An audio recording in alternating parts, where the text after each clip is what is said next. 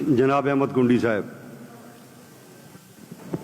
سر اگر آپ کی اجازت ہو، کیونکہ دوبارہ اس اہم سوال کی طرف جاتے ہیں، کیونکہ یہ بہت ہی ایک سنجیدہ اور بڑا اہم معاملہ ہے جس پہ لا منسٹر صاحب نے تھوڑی سی میرے خیال میں شاید ان کو پورا پراپرلی ان پٹ نہیں دیا گیا تھا، کیونکہ میڈم صوبیہ نے جو سوال کیا ہے اس کا بڑا کلیئر موقف ہے، جو ان کو پتہ چلا ہے، جو کسی نے ڈاکومنٹس میں اس کو ذیلی ادارہ قرار دیا اسمبلی کو۔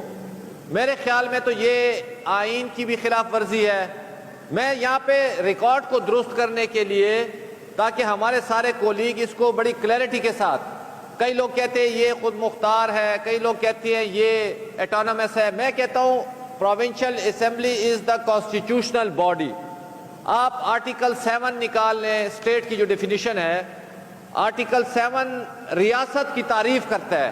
وہ کہتے ہیں اسٹیٹ مینز فیڈرل گورنمنٹ، چار چیزوں کا وہ ذکر کرتا ہے: federal government, parliament, a provincial government, a provincial assembly and such local۔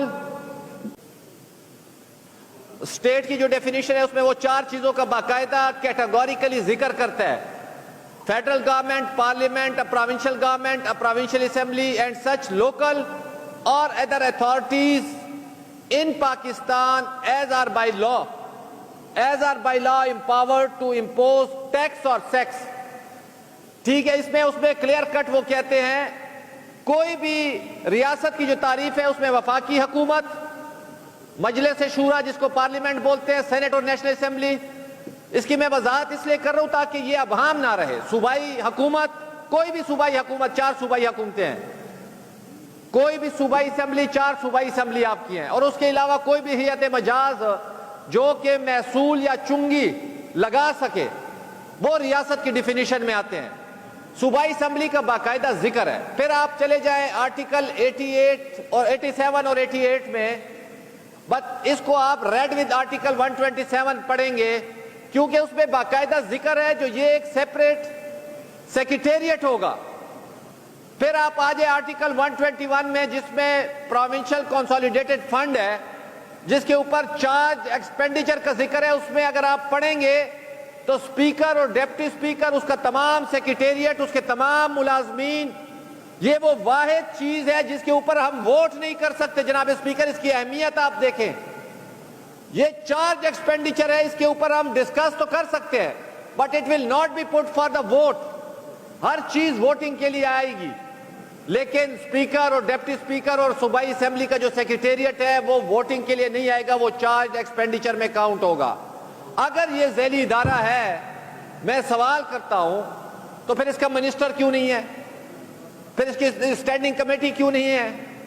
گزارش یہ ہے، it is the breach of the privilege, یہ کانسٹیٹیوشن کی خلاف ورزی ہے۔ کانسٹیٹیوشنل باڈی کو آپ کہہ رہے ہیں، اٹس ناٹ دا، یہ کوئی مذاق تو نہیں، اس کی سنجیدگی سے نوٹس لینا چاہیے۔ اور آپ کو پتہ ہے آرٹیکل 6 کیا کہتا ہے؟ Any person who abrogates or subverts or suspends or hold in abeyance or attempts or conspires to abrogate or subvert or suspend or hold in abeyance the constitution by use of force or show of force shall be guilty of high treason۔ جناب speaker, یہ article 6 ہے آپ کا۔ کوئی بھی شخص آئین کی تنسیخ کرے گا، تخریب کرے گا، اس کو معطل کرے گا، التوا میں رکھے گا، اس کے لیے سازش کرے گا معطل کرنے کی، التوا میں رکھنے کی یا تخریب و تنسیخ کرنے کی، وہ سنگین غداری کا ملزم قرار پائے گا۔ اور پھر میں باقاعدہ مزید ڈیٹیل میں نہیں جاتا، جو سپریم کورٹ اور ہائی کورٹ بھی اس کی سزا کا تعین بھی پارلیمان کرتی ہے۔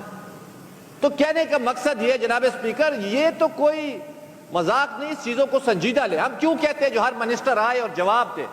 جناب اسپیکر، ہمارے پاس کوئی بندوق یا تلوار تو ہے نہیں جو ہم کسی کو کٹہرے میں کھڑا کریں۔ ہم تو انہی رولز، کانسٹیٹیوشن کے آرٹیکلز کے مطابق اپنا بزنس لے کر جاتے ہیں، اور یہی کہتے ہیں جو سنجیدگی سے ان چیزوں کو لے، تاکہ ان چیزوں کو اگر ہم سنجیدہ نہیں لیں گے تو یہ بیوروکریسی بھی نہیں لے گی، ہمارے جو 7 پبلک سرونٹس ہیں وہ بھی نہیں لیں گے۔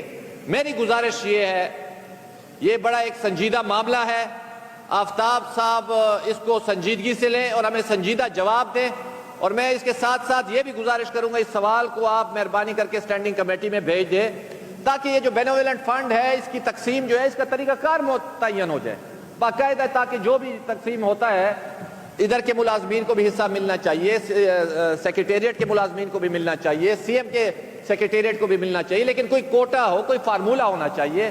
ڈسکریشن کو ختم کرے، شخصی اختیارات کو ختم کرے، رولز اور ریگولیشن کی طرف چلے تاکہ اس اسمبلی کی توقیر بھی بڑھے، آپ کی بھی نیک نامی ہو اور آپ کی صوبائی حکومت کی بھی نیک نامی ہو۔ شکریہ اسپیکر صاحب۔ بہت شکریہ۔